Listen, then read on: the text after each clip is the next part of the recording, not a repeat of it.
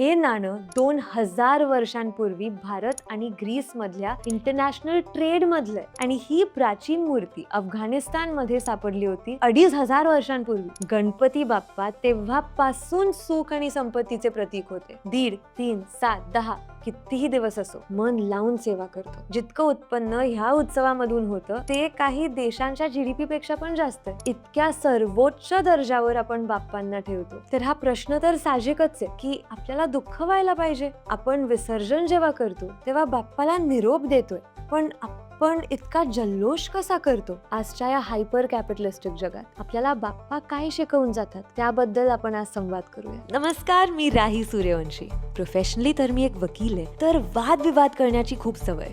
पण आज मी तुमच्यासाठी घेऊन आली आहे एक संवाद. आज आपण ह्या विषयाबद्दल संवाद करणार आहोत. मानसशास्त्रात एक कॉन्सेप्ट आहे एंडाउमेंट इफेक्ट म्हणून. ती आपल्याला असं इन्फॉर्म करते की आपल्या गोष्टींबद्दल आपण जरा जास्तच अटॅच्ड असतो. का? कारण की ती आपली आहे, तर आपल्याला एक आपुलकी वाटते आणि त्यामुळे आपण अटॅच होऊन जातो. पण भगवद्गीतेमध्ये असंच लिहिलंय की the root cause of suffering ती आहे अटॅचमेंट. आपण मनुष्य फार सोपे असतो. जेही काही आपल्याला आवडतं ते आपल्याला नेहमीसाठीच पाहिजे असतं आणि आपल्याबद्दल हेच समजून मोठे कॉर्पोरेशन्स आपल्या ह्या वीक पॉइंट सोबत खेळतात. फॉर एक्झाम्पल, आपल्याला माहिती आहे की आपण कधीच फॉरएव्हर यंग वगैरे नाही राहू शकणार, पण ॲडव्हर्टाइजमेंट्समध्ये आपल्याला stay young for ever, stay ageless, आपण मागच्या वेळेसच बघितलं, असं सांगितलं जातं. आपल्यात एका परमनंट गोष्टीप्रती नाहीतर एक अमरत्व प्रती जी अटॅचमेंट आहे त्याच्यासोबत खेळून हे प्रॉडक्ट्स ॲक्च्युली सक्सेसफुल होतात. तर अख्खं जग आपल्याला अटॅचमेंट मागेच का ढकलतंय? गणपती बाप्पाबद्दल आपण असं म्हणतो की ते पंचमहाभूत आहे. वायू, अग्नी, जल, आकाश, पृथ्वी हे सगळं मिळूनच बाप्पा आहेत आणि हे सगळं मिळूनच निसर्ग पण आहे. पृथ्वी तलावरचा पहिला धर्म निसर्गावरच आधारित होता. अख्ख्या जगात ह्याचं उदाहरण दिसतं आपल्याला. भारताबाहेर पण असे खूप देश होते जिथे निसर्गाची पूजा व्हायची. जसं पेरू मध्ये एक प्रथा आहे इंतिरायमी, ज्यात सूर्यदेवाची पूजा होते. 500-600 वर्षांसाठी स्पॅनिश कॉलोनायझर्सनी ही बॅन केली होती.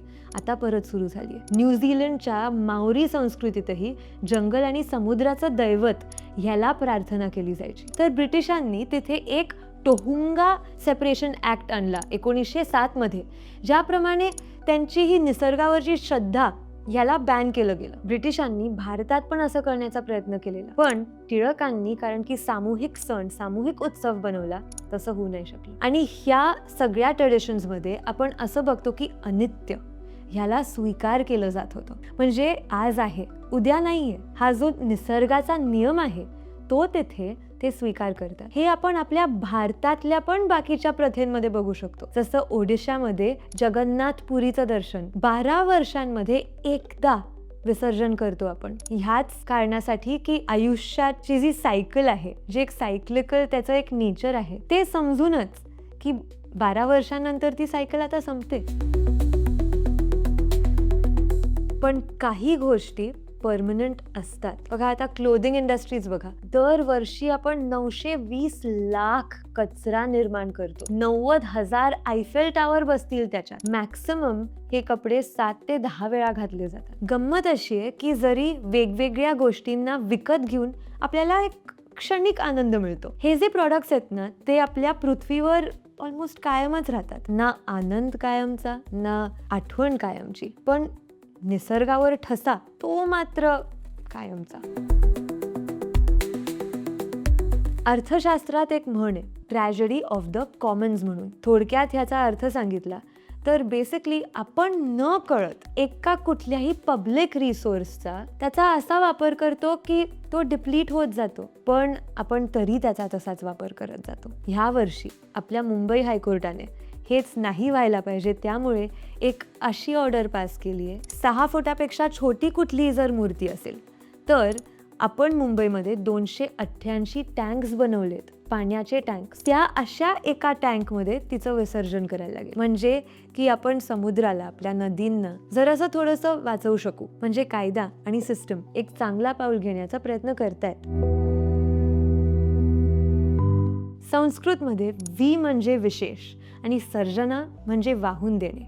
रेलिंक्विशमेंट हे बौद्ध धर्मात पण आपण बघतो. कष्ट करून 3-4 दिवस लावून ते त्यांचा मंडला बनवतात आणि मग एका झटक्यात ते साफ करून देतात. ते स्वतः काहीतरी करून ते फ्रेम पण करू शकले असते, पण नाही, ते पुसून टाकतात. बौद्ध धर्माचा आणि हिंदू धर्माचा पण एक खूप मेन मूल्य मॉरल ह्याच्यात लपलेलं आहे की अटॅचमेंटनी आपल्याला सफरिंग मिळते. विसर्जन जेव्हा होतं तेव्हा दुःख होतंच आपल्याला. बाप्पा आपल्याला शिकवून जातात की निसर्गाचा हाच एक नियम आहे की बदल होतच राहणार. Change is the only constant. अनित्य ह्याच्यात आपल्याला एक स्वतंत्रता शोधायला लागेल. जर तुम्हाला हा व्हिडिओ आवडला असेल तर नक्की आम्हाला सांगा. जर आवडला नसेल तर नक्कीच सांगा. ऐकायचं आहे आम्हाला तुमचं मत. आणि विषय खोलला सबस्क्राईब करायला विसरू नका. मग भेटूया नेक्स्ट टाइम.